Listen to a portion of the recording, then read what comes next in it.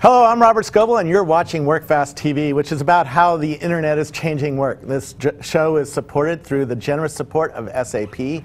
SAP provides software that helps both large and small businesses manage their business, lower their costs, and bring more services to their business relationship partners. Thank you to SAP for supporting social media and this show. My guest today is T.A. McCann, founder and CEO of GIST, which is a new way to do email. We'll be talking about that and email overload, which I really care about. I was answering email all day yesterday, and every time I send out one, two come in, and I can't deal with it anymore. Exactly. We're all in that situation. So what do you do? What is GIST, and how are you helping people like me? Well, first of all, it's GIST, but we'll get that right. Let's start with the right name. GIST is where your inbox meets the web, and we're dealing with that information overload in both places. Everything from you're overloaded in your inbox, but we're also overloaded with all of our contacts and companies we care about on the web. So what we're trying to do is to combine those two sort of data sources to give you a focus and focus on what's most important, generally being people and companies for business people. Yeah, and so how do you do that? Okay, so I have 2,000 contacts in my Outlook. I have 5,000 in my Facebook. I have 20,000 people reporting to me on Twitter. I have all this stuff coming toward me every day. How do you make sense of that? And give me an idea of, is it a plugin? What does it look like on my screen? Yeah, so let's talk about first the general process. Yeah. The general process is, let's start with a list of people. You mentioned a bunch of different places where we have lists of people. Yeah. A set of LinkedIn contacts, my contacts in Outlook, my contacts in Gmail, people I may have exchanged email with that live in my inbox. All those are lists of people. Facebook. So the way GIST works is you start with one or more of those lists of people. You import that, or we connect directly to it, like we connect directly to Gmail. Soon we'll connect directly to Outlook. Automatically import that list. We prioritize it for you automatically based on how you interact with those people. And then we start scouring the web for information. Okay. And then that information comes back and you present it to you in a couple of different packages, which we'll talk about. You can take action on that, you can forward it, you can read it, you can do different things with it, ultimately trying to stay focused on what's most important. Okay. So, and you could start with Gmail and then go to LinkedIn and then go to Facebook, or start with your Outlook CSV and then add these other sources later on. So it sounds like you're trying to chew on the same problem that Zobni is chewing on, right? How do you compare to them? Well, Zobni and GIST are similar in the sense that we are all looking at the inbox and saying we're overloaded with information. Yeah. We're also similar in the sense that we're saying it's not about the time, sort of what came in last. We're about people, right? People are what's most important. And so when you pull up an email in Zobni, it says this person is relevant to you, and then everything sort of hangs off of that. The conversations, the attachments, and the like. So we're very similar in that sense. Where we're different is that Outlook is just one data source for us. Yeah. Gmail is another data source. LinkedIn is another data source. And we're doing the same sort of a thing by making it people-centered and then hanging everything off of that. So we do a little bit more in the sense that we hang the inbox, meaning links, correspondence, attachments, events, off of the person item. But we're also kind of hanging the web off of that too. So news about the web. Could we see it so we have some context of what we're talking about? Sure. So this is my GIST dashboard. Okay. GIST has assembled, down the left-hand side here are people that are important to me that are in the news recently. Okay. So it's kind of the importance algorithm that we did multiplied by the timeliness of the news. So essentially I shouldn't miss anything that's about people are relevant to me. Yeah. At the top of my dashboard, you can see that Paul Allen, who's in... Now, did I get on this list because we were emailing back and forth? Correct. And that's why or we're connected via LinkedIn, or I uploaded my Twitter CSV list, or my Outlook. Okay. It sort of doesn't matter to us. It's like you're in there in one way, shape, or form. And once we connect to an inbox, you do no work. It's automatically reading through the message headers and creating new items for Paul Allen or Robert Scoble or whatever it is. Right. Then it's created, Daniel Ha's a good example here of somebody, I'm going to defrag in 2 weeks. I'm on a panel with Daniel Ha. Daniel Ha's item there was created automatically because Eric Norland sent me an introduction to Daniel and Tom Keller, who's also on the panel with me. So I never really technically exchanged email with them, nor did I never entered them as a contact. It just automatically figured them out, and they started bringing up data about them. So, wow. There's Daniel. So now my Outlook, I have tens of thousands, hundreds of thousands of emails. Does it go through all of that email and figure out who's my favorite guy out of all that email, or does it just start watching the time I turn it on? Well, we start sort of today and we start looking backwards. Okay. And today, sort of in the beta, we look back 30 days or 90 days. Okay. And the more data we collect, the more people we do, and then the more we algorithmically start to figure out who's most important. So let's assume that we did 90 days worth of your old email. We would say, over the last 90 days, these are kind of how people rank. And then we take that rank and kind of multiply it by the news to give you stuff on your dashboard. Now, with other similar services, my foldering system messed up their ability to look into my inbox. Are you just looking into the inbox, or are you looking into folder? If I've dragged all my email into a folder, does it get into the folder as well, or does it just look at inbox and sent items? Did you say similar systems? There are no similar systems. Well, I'm going to have the guy on next week, Clear Context, and I'm going to see him in an hour. We're going to go have coffee in an hour, literally. We're going to have, Diva's going to have coffee in an hour. Their old system could only look in my inbox and couldn't look into my foldering system, and the first thing I do is drag people out of my inbox and into a foldering system. So, well, fundamentally, one of the things about Gist is that we don't want to change the way you work. Right? Today, you may live in Outlook, you may live in Gmail, you may live in Salesforce. It sort of doesn't matter to us. Our customers live in those apps, and we're going to have to easily connect to those apps and easily deliver data back into those apps. So we have a big integration play as well. But to answer your question, yes, we look at the entire PST. We, again, don't want to change where you put it, or PST or OST, depending on the way you've configured for Exchange. And we also work outside the Outlook process, so there's no degradation to your performance in Outlook. So other solutions like this start mining through your inbox, and then all of a sudden the performance from Outlook goes to low, which is incredibly difficult for all the people who need the solution. Right? So we've focused really hard architecturally that when we talk to Outlook, there's almost no degradation in its performance. Very cool. And so we don't care where you filed it. And we also look at mail, contacts, calendar. And so we pull all of that into our importance algorithm, because people I meet with are more important than people I don't. Absolutely. People I meet with today are really important. Like right now, you're the most important person in my entire contact list. Oh, thank you. Later, I'm not sure where it's going to come out, but right now, you're most important. Who's going to delete? Can you manually override the system? That's a good. That's a good story. So half an hour from now, when I'm out of your life, can you delete me and get me off your contact list? Or? Sure. Well, I wouldn't want to delete you because you may fall lower in my general priority, but let's say but you might not want me in the home screen, right? That's right. You might want me on the fourth screen or something like that. So Gist will continue to look through your email. Our importance algorithm is primarily driven by your email activity. So if the more mail I send to you, the more important you're going to be, simply put. We also will start to look at people I send attachments to are more important than people I don't. People I exchange links with are more important people than I don't. People I meet with are more important, and all that goes into a pretty cool little algorithm which just tries to define more important to less important. But once we get to that... Now, I have a sponsor, Seagate and SAP. If they send me email, they don't send me a lot of email, right? We don't exchange links, we don't exchange attachments very often, but when they do send me email, it's very important. Exactly. Can I hyper override the system and say, these people I want at the top of my page because they're really important to me, even though they aren't recognized by the system as sending me a lot of email? So let's just have a quick look at that. So this is the second, there's really only 3 main screens of Gist. This first was the dashboard we talked about. The second is my overall stack rank of people and companies. So we can take a people-centric view or a company-centric view, and depending on kind of who you are and how you work, you may be more people-centered or company-centric. You and I are probably more people-centric, but if I'm an enterprise sales guy, I might be more company-centric, less so, people-centric. But in any case, this is the importance, which has been calculated by Gist automatically. But let's say, our friend Tony Wright, who runs Rescue Time. Let's say that he's not as important to me. So I just sort of slide down his importance. Or if you're going to take your example of somebody who I just met with maybe yesterday and say, well, actually, those people, I really want to make sure that they're right at the top of my list. So you can add a contact by hand. So let's say, like, for example, I'm tracking my competitors now in Gist. I don't use Google Alerts anymore because this has all of it right together. I just type in new competitor. And then I put their importance to high, medium, low, wherever it needs to sit. And so I've got people and companies that I can deal with. Oh, that's really cool. Let's go back to the other screen where and see some of the data that you guys bring me. So you have me in your list, or you have Paul Allen.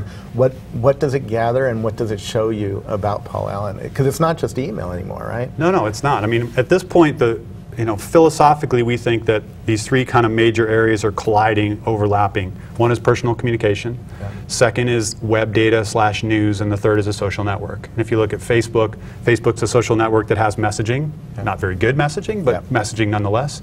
Twitter's a messaging product that has a social network. Gmail is kind of a product that has Gmail plus Google News is sort of both, but not integrated well yet. Yeah.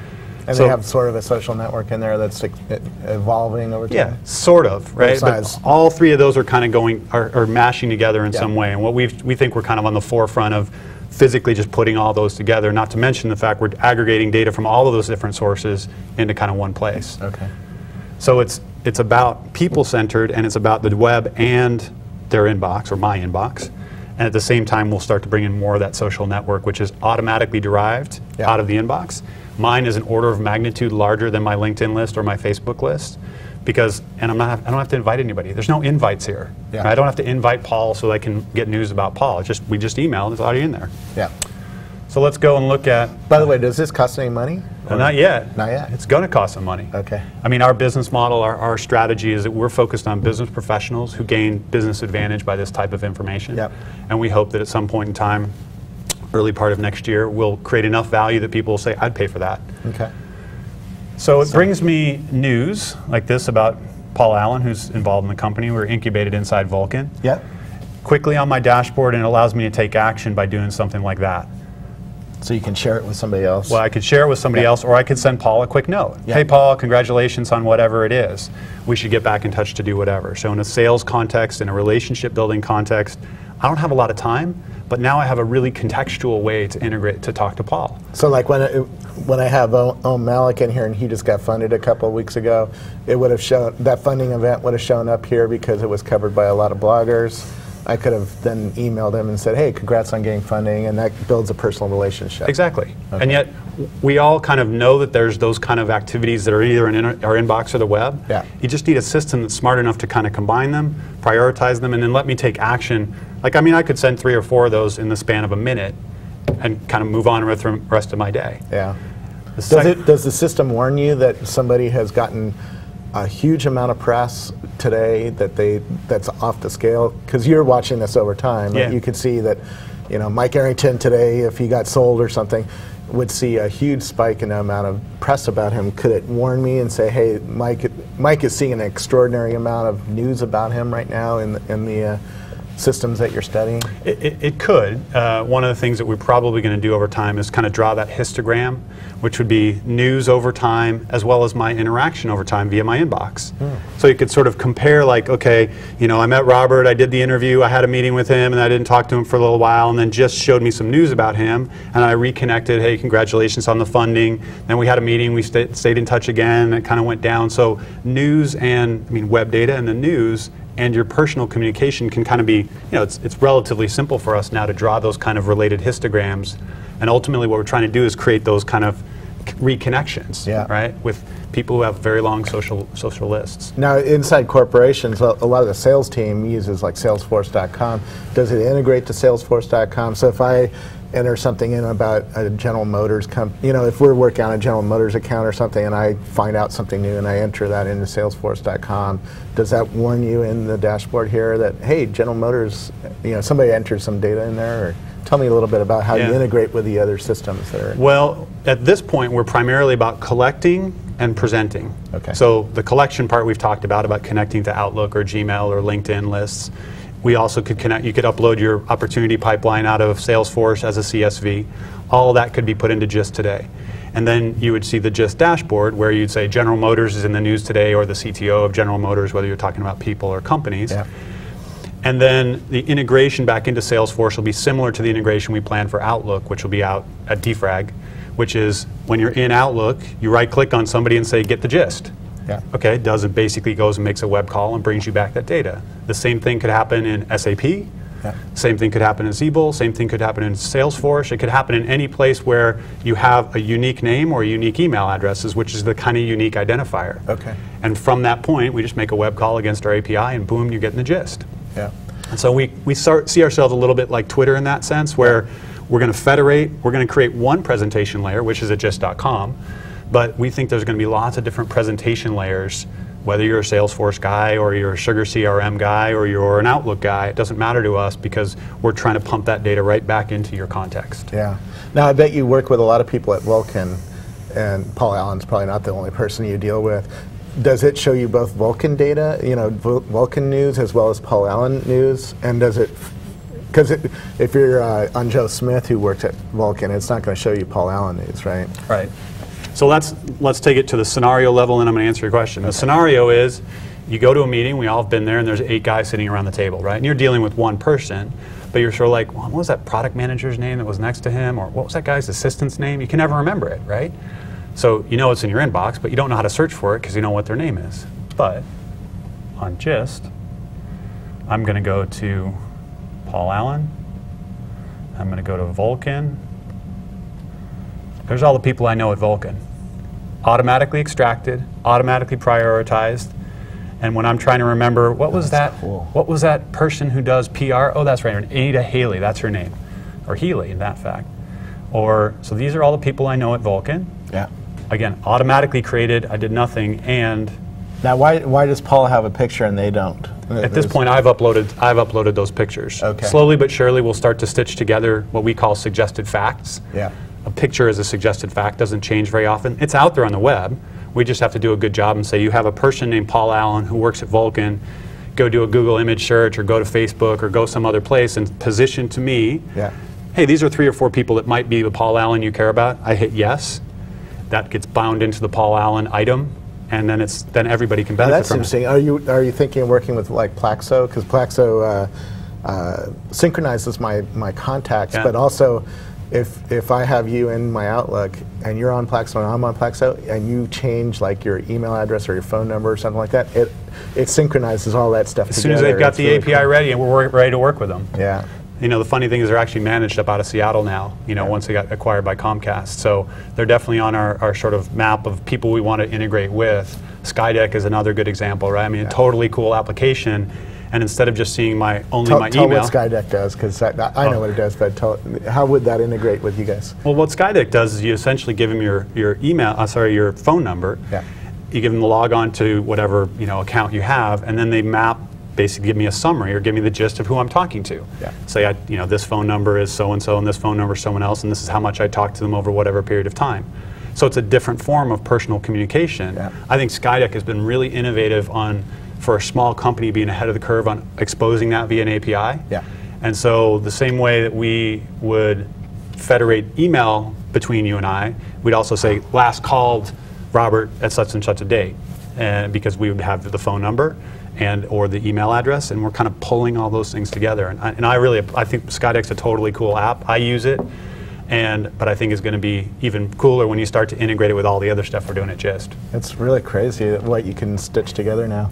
What else do you guys do that will help a relationship expert or somebody in a company get more done with their email? Well, let's just look at one more piece of the app, which is the person detail page. So here we're seeing Tony Wright, who runs Rescue Time, friend of mine. Down the left-hand side is automatically created news or blog posts that Tony has made. Okay. So when I forget when the last time I talked to him or what does his company do or to try. Is it only pulling in his blogs or is it pulling in, like if I wrote a post about Tony, would it also show you other people who've written about Tony here or is it just his blog right now? No, it's actually more of the latter. So we're less about the content that Tony's creating and much more about content created about Tony. Okay. Which is the thing both of which are relevant. But right now we're sort of looking out there to say, where is Tony Wright plus Rescue Time mentioned? And let's bring that to the forefront. Let's summarize it on the item called Tony Wright. Just bring it to me. In the near term, we'll start to do some of those things back in that category of suggested facts. I could go in there and add his Twitter feed, right? At that point, I get a suggested fact, but I also get more feed data. Yeah. I could add his blog. I get a suggested fact, but I also get new feed data. So at some point, near term, you'll start to see kind of news and content that he's creating about himself. Are you going to start pulling in friend feed as well? Because that's where, like, I put all of my stuff in the friend feed, and they have an API now that you can suck it back out and put it into something like this. So I mean, we're in that business of aggregation, and those guys have done a phenomenal job of aggregating content that people are publishing themselves. Which is sort of related but different to what we're doing. And so to the extent that it's available via an API, the last thing we want to do is rebuild that, right? And we'd spend the time doing Skydeck plus friend feed, kind of getting all that in there at this, in the amount of time it would take us to do half of friend feed. One thing I've already learned by dealing with Twitter and friend feed is if people are publishing, they're also probably sitting in front of their computer and they're probably available to talk. So like when Thomas Hawk loads photos up to Flickr and I see it show up, like I usually call him, and he's usually available because he's not in a business meeting. He's sitting on his computer goofing around and putting photos up. Exactly. And do you think people are going to use that for this kind of, just for that kind of presence information almost? We might at that point. I mean, certainly at this point we're kind of dealing with the summarize what I need to know about this person and not necessarily pure real time. Like friend feed is great for real time. I mean, instant messaging or whatever it is, but those all sort of require different invitation mechanisms, if you will, or discovery mechanisms. We're starting with create the context first, create the ability for me to quickly share that context like we showed the share this, and then I could send an email to Tony from here, and I could find his phone number and I could call him from here. Skype integration is sort of like one of those things that's on the near-term roadmap. Seeing if he's online, I mean, if that's published via an API from any IM system he has, or via Facebook, like if the Facebook status was published via their API. Those are all things we would sort of pull into the Tony Wright entity, his person detail page. Are you pulling in like Google Calendar into this? Because I share my calendar publicly. I don't share the details, but you can see my calendar online and see where I'm busy or not. And so when you call me up and you want to have lunch with me or something, I'm open on Thursday. You can say, hey, you want to have lunch on Thursday? You're open. Your calendar says you're open. Oh, okay, sure. We're not solving that problem yet. In this or like right now, if you look at my calendar right now, I'm in a meeting. I'm busy somewhere, right? So you shouldn't be calling me right now. Well, the GIST's focus today is primarily a personal productivity tool, which is these are all the people that I know, and these are the people that I'm meeting with, these are the people I'm talking to, and these are the important people. It's not necessarily a social networking tool. It's not necessarily a communications tool. I mean, there's lots of those out there. I mean, I used to work on one called Exchange. And all of those have their kind of places, and each one of them is quite complicated in its own sort of delivery mechanism. So at this point, we wouldn't sort of deal with shared free busy, which is sort of what you're talking about. Or publishing our calendar. I mean, Google Calendar is great about that. I mean, I'm a guy who kind of came from the Exchange world and is now living in the Google Apps world. But if they had an API, you could present a view of me and say, he's in a meeting right now. That's true. Or he's open, and and also here's the rest of his calendar, click and go to Google Calendar, Or like Doppler, I'm sharing my travel information. We're going to China in a couple of weeks, and you can see where I'm going in China based on my Doppler event. So you could integrate that here because they have an API. Sure. Right? Yeah. So the possibilities here are pretty endless for you. I think so. I mean, both in terms of there's continued kind of platform level stuff to aggregate, which gives you that sort of additional information. And there's also more and more public information, whether that be your Amazon wish list, which might be relevant. I mean, it's public. We just have to be smart enough to go and find it and bring it back to say, if I really, if it was Tony Wright's birthday and I might like to send him a present, it's a lot better to buy it off his Amazon wish list.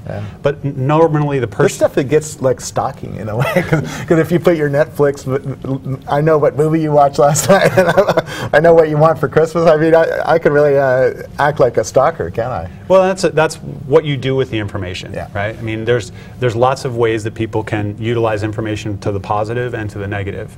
The fact that it's out there, what we're trying to do is aggregate it, organize it, to the extent that I would be sending an email, hey Tony, great movie you watched last night, probably isn't the best way for me to build a relationship with him. It might be. It might be, it might not be. Depends on how close you are to Tony. And so our job is to sort of position the information, then you are going to make the decision on what you're going to do with that information. Finding an email, finding a link that you exchanged, finding new news about a blog post that he made. I may just be happy with knowing it. I may choose to take action on it. I may choose to share it with somebody else. But it's what I choose to do with the information after the fact that is sort of up to the end user. Our job is to aggregate it and put it in them from smartly. Now, if you and I are emailing back and forth and dealing with each other on different contexts, for instance, if you were coming to China with me, that would be one context. Can I come? You can come. Everybody can come, right? It costs $2,000 to go. It's expensive. But I would put you in a folder called China Trip, right? And then on WorkFast, I put your stuff into WorkFast. Yep. Can it show me all the email that I've had with you and the context I was having it with you? Do you split it out or display it?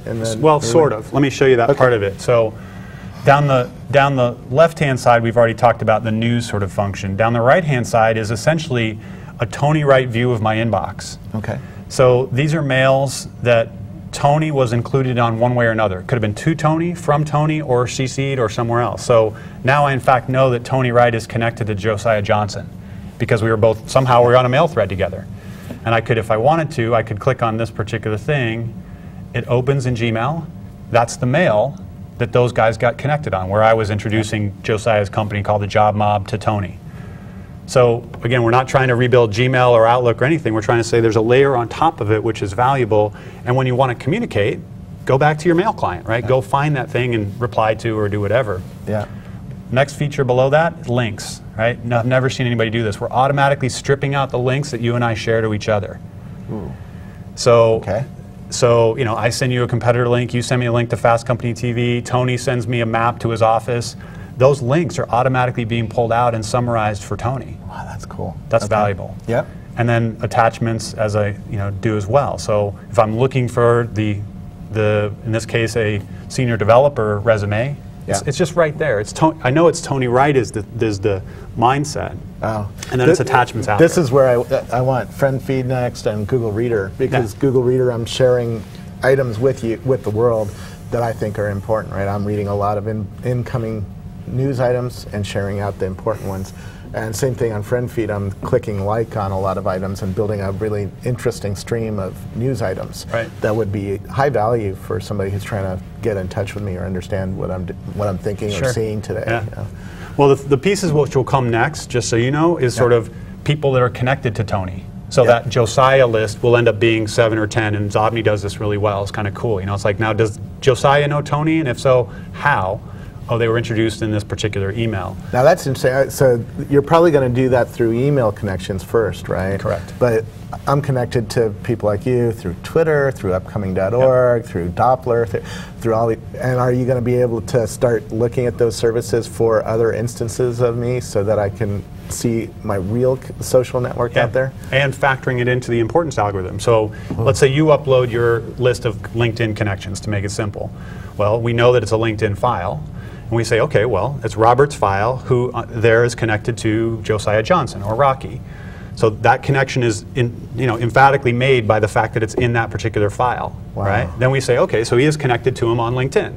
This is before they publish an API, which we would really like them to do. But in that scenario, we know that you are connected on LinkedIn, or you are connected on Twitter, or you are connected via your Salesforce, or you are connected because you have essentially showed us that connection by inducing that. We do it automatically for email. We do it for lots more people through email. You don't have to do all that sort of work. But over time, then you say, well, a person who I am connected to on Friend Feed and Twitter and Facebook and LinkedIn and I email a lot is probably one of the more important people for me. Versus, take each one of those off. So the importance algorithm continues to get more sophisticated, at least on the back end. You don't need to worry about it. We just figure out that somebody who's connected to you in all those different ways is likely more important than less. We have like 20 seconds left. What are you doing on iPhone and mobile phones? Well, this, we're early in the company stage, but at DFrag I'll show that, the iPhone app, which is not really an app necessarily, but it's the iPhone version, Safari optimized, of my dashboard. So that 2 minutes before I'm going to a meeting, I can, open up a news article about my friend Terry Meyerson, who's now running Windows Mobile. Used to run the Exchange team, just got promoted to go and run Windows Mobile.